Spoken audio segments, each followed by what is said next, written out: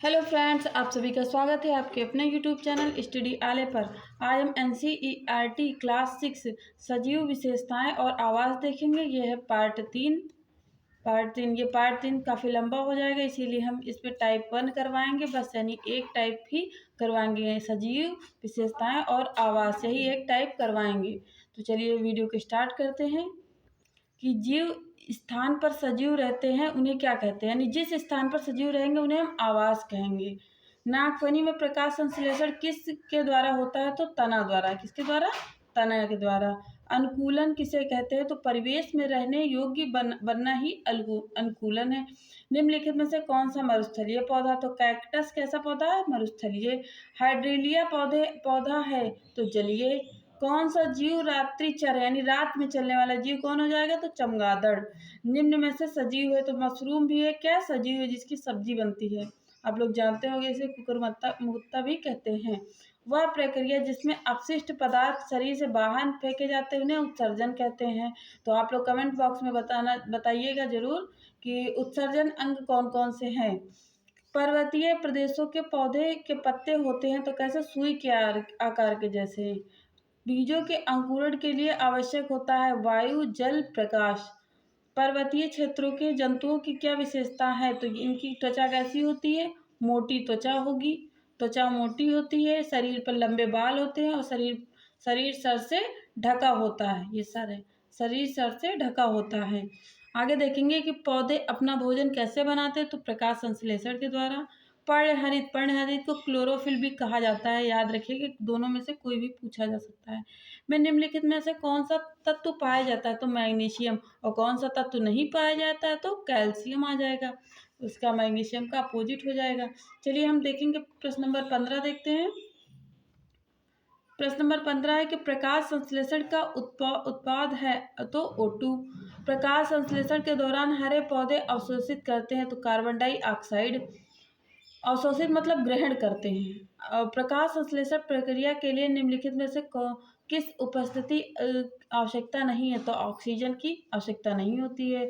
Oxygen जो प्रकाश संश्लेषण से उत्पन्न होती है आती है जल से। कहाँ से आएगी? वो जल के द्वारा आएगी। निम्नलिखित पर विचार कीजिए। उत्सर्जन, उद्दीपन की प्रति अनुक्रिया, प्रजनन, उपरोक्त में से कौन सा सजीवों यानी जंतु और दोनों के लक्षण में सम्मिलित है, तो 1, 2, 3 यानी कि पूरा ही लाइन सही हो जाएगी। हम देखेंगे 20 नंबर प्रश्न की बाह्य वातावरण में होने वाले कुछ परिवर्तन जैसे कांटा चुभना, तेज प्रकाश, प्रिय व्यंजन इत्यादि को कहते हैं, तो इसे ही उद्दीपन कहते हैं। निम्न में से किसमें श्वसन प्रक्रिया संपन्न होती है, तो 1, 2, 3 यानी एक पर क्या है? पौधे, जीव और बीज। बीज नीचे दिए गए कूट में तीनों ही सही हैं। प्रकाश संश्लेषण में कौन सा रंग सर्वाधिक लाभ प्रभावकारी होता है, तो लाल रंग। याद रखिएगा लाल रंग। इसके बाद कोई हो सकता है तो नीला रंग। मैंने इससे पहले वाले वीडियो में भी ये क्वेश्चन था। तो हम 23 नंबर प्रश्न देखेंगे। प्रकाश संश्लेषण की क्रिया में पादप क्या ग्रहण करते हैं, तो CO2। कई तरीके से भी कार्बन डाइऑक्साइड या CO2 करके पूछा जा सकता है, तो सब तरीके आपको आना चाहिए। प्रकाश संश्लेषण की क्रिया में पादप कौन सी गैस निर्मुक्त करते हैं, तो O2 यानी ऑक्सीजन को निर्मुक्त कर देते हैं, यानी त्याग देते हैं। वाष्प उत्सर्जन के लिए पौधे के निम्नलिखित संरचनाओं में कौन जिम्मेदार होता है, तो स्टोमेटा। कौन जिम्मेदार होगा? स्टोमेटा। प्रकाश संश्लेषण की प्रकाशिक अभिक्रिया क्लोरोप्लास्ट में कहाँ संपन्न होती है, तो ग्रेना में। याद रखिएगा ग्रेना में। श्वसन के लिए पत्ती की सतह पर किसके द्वारा उपस्थित ऑक्सीजन विसरित होकर पत्ती के कोशिकाओं तक पहुँचती है, तो स्टोमेटा द्वारा। पौधों की पत्तियां श्वसन की प्रक्रिया में वायु को अंदर लेती हैं। इस प्रक्रिया को अगले चरण में पत्तियां निम्नलिखित में से क्या करती हैं? ऑक्सीजन का उपयोग करती हैं तथा कार्बन डाइऑक्साइड को निष्कासित करती हैं। तो इनमें जो है क्या हो जाएगा? ऑक्सीजन को उपयोग नहीं करती हैं और किसका उपयोग करती है? कार्बन डाइऑक्साइड का उपयोग करती हैं। तो इन दोनों में से एक सही है। हम आगे देखेंगे प्रश्न नंबर 32 कि निम्नलिखित में से विचार कीजिए। ऑक्टोपस, व्हेल, डॉल्फिन उपयुक्त में से किस में श्वसन की के लिए गिल या क्लोम पाए जाते हैं, तो केवल 2 और 3 यानी कि ऑक्टोपस केवल 2 और 3, तो ऑक्टोपस नहीं। व्हेल और डॉल्फिन के लिए क्या पाया जाता है? गिल यानी क्लोम नहीं होता है। नहीं, ध्यान दीजिएगा यहाँ लिखा हुआ है नहीं होता है। हम 30 नंबर प्रश्न देखेंगे कि निम्नलिखित में से विचार कीजिए। मछली, इसके बाद क्या है, स्क्विड, ऑक्टोपस, उपयुक्त में से किसका शरीर धारा रेखीय नहीं होता है? तो केवल 2 और 3, यानी कि 2 और 3 की बात की गई तो ऑक्टोपस और स्क्विड की क्या होती है, धारा रेखीय नहीं होती, जबकि मछली की होती है। हम आगे देखेंगे प्रश्न नंबर 31। प्रश्न नंबर 31 क्या है? प्रश्न नंबर 31 है, किसी सजीव का परिवेश जिसमें वह रहता है आवास कहलाता है। आवास में विभिन्न घटक उपस्थित होते हैं। इन घटकों के संदर्भ में वायु एवं जल जैसी अनेक निर्जीव वस्तुएं आवास के अजैविक घटक होते हैं। यानी कि यहाँ भी देखा गया निम्नलिखित में से कौन सा कथन सत्य होगा। तो आप लोग जान जाइए कि किसी आवास में पाए जाने वाले सभी जीव, पौधे एवं जंतु उसके जैव घातक के हैं। चट्टान, मिट्टी, वायु एवं जल जैसी अनेक निर्जीव वस्तु आवास के अजैव घटक हैं। तो आवास के घटक आपको पता चल गया होगा। मृदा, जल एवं वायु किस आवास के घटक है? तो अजैव आवास के घटक है। उद्दीपन किसे कहते हैं? तो वातावरण में होने वाले परिवर्तन क्या कहलाता है? उद्दीपन। उत्सर्जन किसे कहते हैं? अवशिष्ट पदार्थ का निष्कासन करना, जैसे कि आंखों से आंसू भी निकलना तो क्या हो जाएगा, ये भी उत्सर्जन है। पसीना निकलना त्वचा द्वारा, ये भी उत्सर्जन है। और वॉशरूम यानी टॉयलेट जाना तो ये भी क्या हो जाएगा, उत्सर्जन हो जाएगा। जलीय पौधा का तना होता है तो लंबा और हल्का खोखला, यानी जो जलीय पौधा होता है उसका तना लंबा भी होगा, हल्का होगा और खोखला होता है, नलकी टाइप से। जैसे कि कमल की जो डंडी होती है नीचे से तना होता है, वो कैसे होता है, वो नलकी टाइप से, अंदर से उसमें जो है पानी आ जा सकता है। आगे देखेंगे प्रश्न नंबर 36। प्रश्न नंबर 36 है कि डॉल्फिन और व्हेल मछली सांस कैसे लेती है? तो वात छिद्रों द्वारा लेती है। तो बीज सजीव है या निर्जीव? तो बीज कैसा है, तो सजीव हो जाएगा। कायिक प्रजनन किसे कहते हैं? तो पौधों में बीजों के अतिरिक्त अन्य भाग में प्रजनन होना कायिक प्रजनन कहलाता है।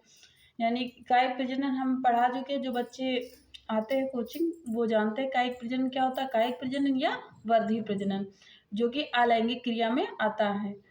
जनन के 2 प्रकार होते हैं, कौन कौन से? लैंगिक और अलैंगिक। तो कायिक प्रजनन किस में आएगा? अलैंगिक में आएगा। आगे देखेंगे केंचुआ सांस कैसे लेता है? तो त्वचा द्वारा। केंचुआ सांस कैसे लेगा? त्वचा द्वारा। कैक्टस मरुस्थल में जीवित रहते हैं। ये एक मोटी मोमी परत के कारण, लंबी जड़ों के कारण, छोटी पत्तियों के कारण ये मरुस्थल में रह सकते हैं। अजैव घटक है वायु, जल, प्रकाश, ताप, चट्टान और मिट्टी को हम क्या कहेंगे? अजैव घटक कहेंगे। अनुकूलन किसे कहते हैं? वह विशिष्ट संरचनाएं जो किसी पौधे तथा जंतु को उसके प्रवेश में रहने के योग्य बनाती है, तो वो क्या कहलाएगी? अनुकूलन कहलाते हैं। पर्वतीय वनों के वृक्षों की विशेषताएं हैं, तो पत्ते चौड़े होते हैं। पर्वतीय वनों के पत्ते चौड़े, विशेषताएं नहीं है तो पत्ते चौड़े नहीं होते। अभी हमने पढ़ा था पत्ते कैसे होते हैं, सुई के आकार जैसे नुकीले होते हैं। 44 नंबर प्रश्न की जैव घटक कौन कौन से हैं? तो पौधे, जंतु, चट्टान। तो 1 और 2, यानी कि जंतु को छोड़कर पौधे और चट्टान क्या हो जाएंगे? जैव घटक हो जाएंगे। 45 नंबर प्रश्न की किस जानवर की त्वचा मोटी होती है? जो वाष्पीकरण को रोकती है। क्या होगा कि किन जानवरों की त्वचा मोटी होती है? जो वाष्पीकरण को रोकती है, वाष्पीकरण को रोकते उन्हें पसीना नहीं आता है, इसलिए वे लंबे समय तक पानी के बिना जीवित रह सकते हैं। तो रेगिस्तानी जानवर, तो रेगिस्तान का जहाज किसे कहा जाता है? तो ऊंट को कहा जाता है। किसे कहा जाएगा रेगिस्तान का जहाज? ऊंट को कहा जाएगा। तो याद रखिएगा। कैक्टस के पौधों की पत्तियां के आकार की होती है, जो पत्तियां से पानी की कमी को कम करने में मदद करती है। तो वाष्पो उत्सर्जन।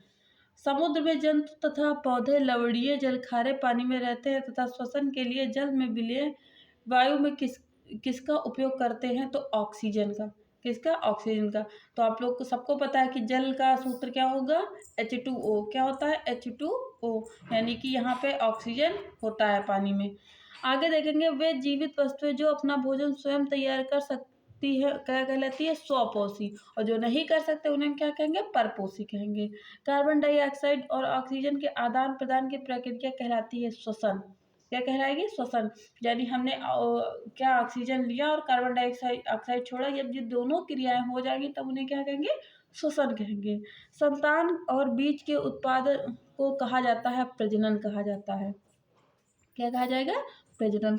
51 नंबर प्रश्न है कि निम्नलिखित में से किस गैस से पेड़ पौधे में प्रोटीन का निर्माण होता है? जो भोजन का मुख्य अंग है, तो नाइट्रोजन। क्या होगा फ्रेंड्स? नाइट्रोजन। आगे देखेंगे कि प्रकाश संश्लेषण प्रक्रम में गैसों यानी CO2 एवं O2 का आदान प्रदान किन अंगों द्वारा होता है? तो पत्तियों में अवस्थित रंध्रों द्वारा। अगर जो पत्तियों में रंध्र पाया जाता है, क्या पाया जाता है? रंध्र पाया जाता है। जब आप नंगे पैर टहल रहे हो तो आपका पैर अचानक ही किसी कांटे अथवा नुकीली वस्तु पर पड़ जाए तो आपका किस प्रकार की अनुक्रिया करेंगे? तो उद्दीपन। किस प्रकार की अनुक्रिया करेंगे? तो उद्दीपन करेंगे। तो फ्रेंड्स, मेरी वीडियो कैसी लगी है? अगर आप चैनल पर नए हैं तो चैनल को सब्सक्राइब करिए और वीडियो को लाइक करिए। हमने जो क्वेश्चन पूछा है वो कमेंट बॉक्स में बताना मत भूलिएगा। Thanks for watching. Thank you.